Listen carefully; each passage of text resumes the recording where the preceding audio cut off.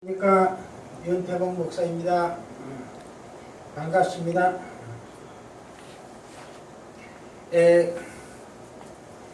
이 성경은 여호와 하나님의 책이라고 이사야 34장 16절에 기록이 되어 있습니다. 아멘.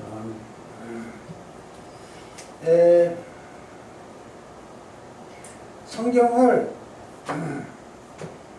많은 사람들이 다 연구하고 그래도 제대로 설명 못하는 사람이 많이 있는데 저 역시 그렇게 헤매고 있었습니다. 그러면 어떻게 해야 성경을 잘 알 수가 있는가 하고 고민 중에 제가 군에서 근무할 적에 작전과에 근무를 했습니다. 그래서 작전과에서는 항상 보고를 상부에 할 때에는 육가원칙에 의해서 보고를 하게 되어 있습니다.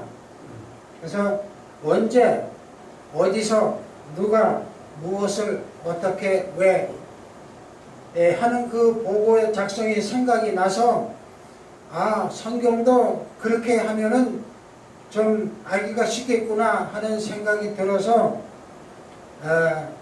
그때부터 성경을 육가원칙으로 언제 어디서 누가 무엇을 어떻게 왜 기록했는가 이렇게 작성하기 시작을 했습니다. 그렇게 해놓고 보니까 참 생각이 잘 떠오르더라고요. 언제 하면 성경 몇 장 몇 절, 어디서 하면은 성경 몇 장 몇 절 이렇게 착착착착 떠오르고 그래서 성경을 암송하기가 참 좋았습니다.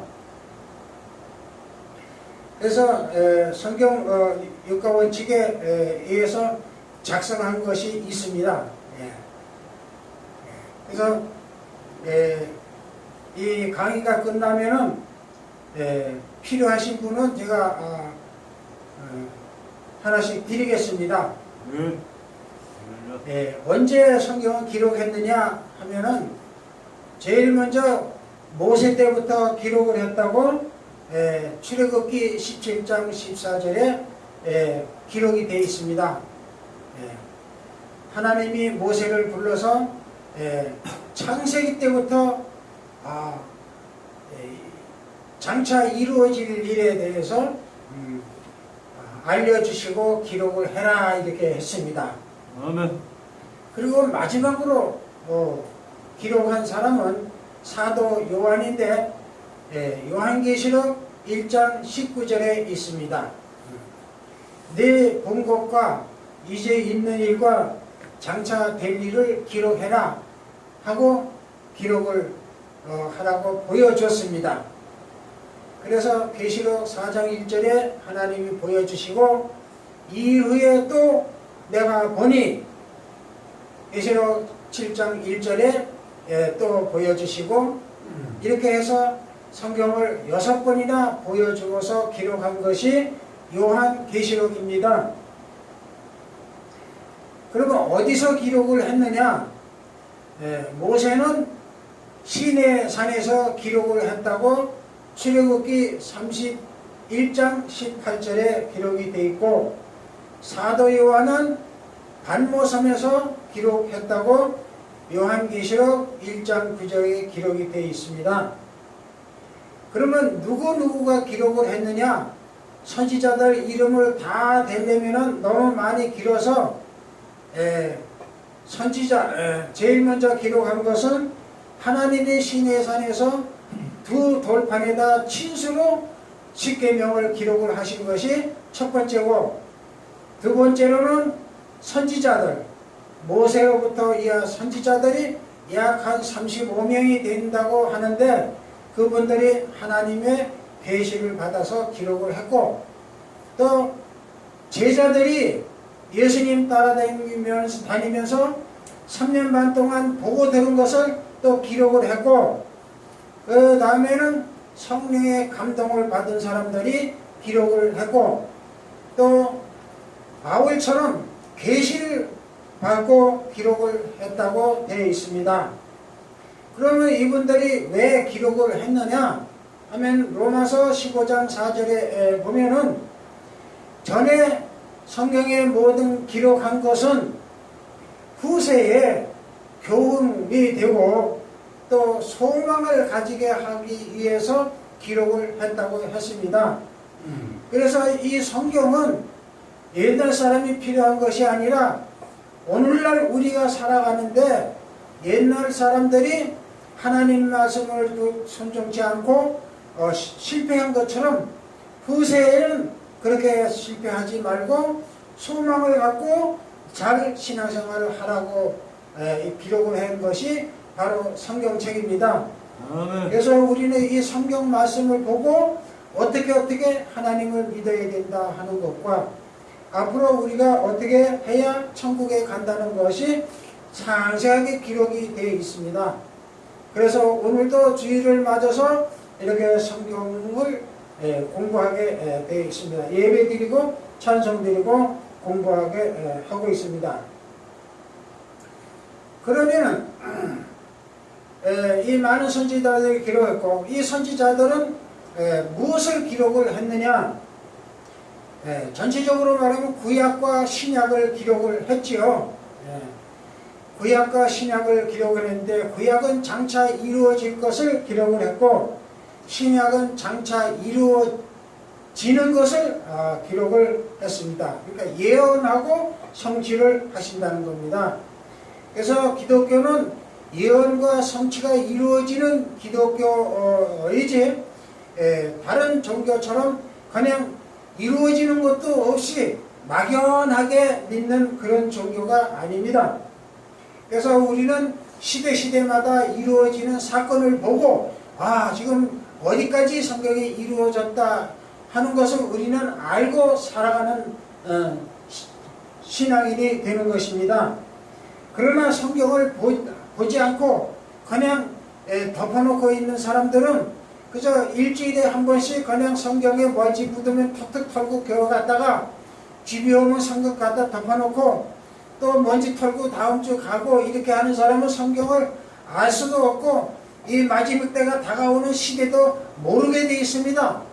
그래서 성경 데살로니가 전서 5장에 볼 것 같으면은 어둠의 자식들은 도둑같이 주님이 오시는 것을 모르고 빛의 자녀들은 안다고 그랬습니다. 그래서 우리가 알으려면은 성경을 봐야 아는 것입니다. 그러면 어떻게 기록을 했느냐? 어떻게 기록을 했느냐 하면은 성경은 사실로 이루어진 것을 기록을 했습니다. 그리고 장차 이루어질 일에 대해서는 비유로 기록을 했습니다. 비유로. 예를 들어서 말하자면은 이사야 7장 14절에 처녀가 잉태되어 아들을 낳을 것이다 이렇게 했습니다. 그러면 처녀가 도대체 어느 처녀인지 모릅니다. 아들을 낳는데 어느 아들인지도 모릅니다. 그냥 그렇게 막연하게 처녀가 잉태되어 아들을 낳을 것이요, 그가 구원자라는 겁니다. 그러면은 비밀은 어떻게 해요? 그 사실이 이루어지는 것을 보고 예수님이 탄생하는 것을 그 아들이 마리아가 아들을 낳는데 그 마리아가 아들이 낳는 것은 모든 사람이 어머니가 아들을 낳는 것은 다 알지요. 그게 무슨 비밀이냐 하지만은 그 마리아가 낳는 아이가 구원자라는 것을 아는 게 이게 비밀입니다. 그래서 유대인들은 예수님을 왜 죽였습니까? 구원자라는 걸 모르기 때문에 죽인 거죠. 그래서 성경을 안 보면은 그 비밀이 이루어지는 것도 모르고 구세주를 죽였던 것처럼 이 마지막 예수님이 다시 재림한다고 하는데도 그 기록을 뱉는 것을 안 보면은, 그 비밀을 안 보면 재림하시는 그것이 이루어진다 할지라도 모릅니다. 안 보면은. 그래서 성경을 읽고 또 읽으면은 그 읽은 사람은 그 비밀을 안다고 에베소 3장 3절에서 5절까지 기록이 되어 있습니다. 바울이 내가 계시를 받은 비밀을 이 책에 기록을 해 놓는데, 내가 비밀을 깨달은 것처럼 이 기록한 것을 읽는 사람도 이 비밀을 알게 될 것이다. 이렇게 기록을 해놨습니다. 그런데 오늘날 많은 사람들은 성경을 보면서도 그걸 깨닫지 못해요. 성경을 볼 때는 항상 미리 기도 먼저 하고 성경을 봐야 성령께서 밝히 깨닫게 해주시는 겁니다. 아멘. 성경을 보면서도 에이, 성경이 뭐 사람이 쓴 건데 뭐 거기 뭐가 있겠어, 뭐 이런 의심을 가지고 보면은 비밀이 안 열려집니다. 그러면은 성경은 그렇게 기록이 되어 있는데, 이것을 왜 기록을 했느냐? 성경을 왜 기록을 했냐면 성경을 보고 지식을 알으라는 거예요. 지식. 그래서 잠언서 11장 9절에 보면은 지식이 있어야 구원을 받는다고 되어 있습니다. 지식이 있어야. 지식이 없는데 어떻게 구원받아요? 뭐가 뭔지도 모르는데. 그래서 성경에는 지식이 있어야 구원을 받는다. 그러면 지식이 있으면 믿어라 이겁니다. 아, 예수님은 우리를 구원해 주러 오셨다? 또 다시 우리를 천국으로 데려가기 위해서 오신다? 이 아는 지식이 있다는 겁니다.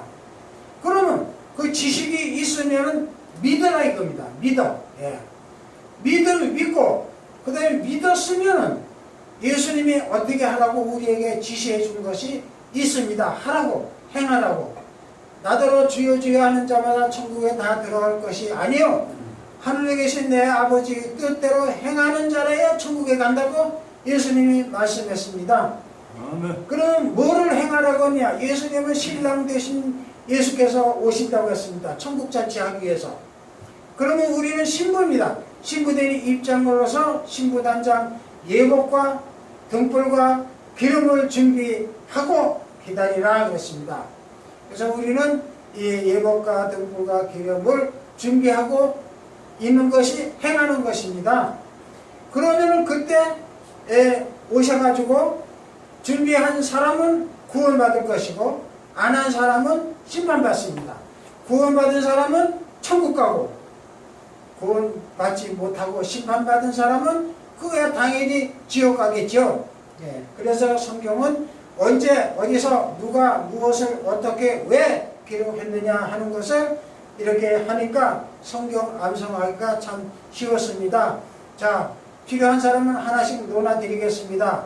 감사합니다. 예.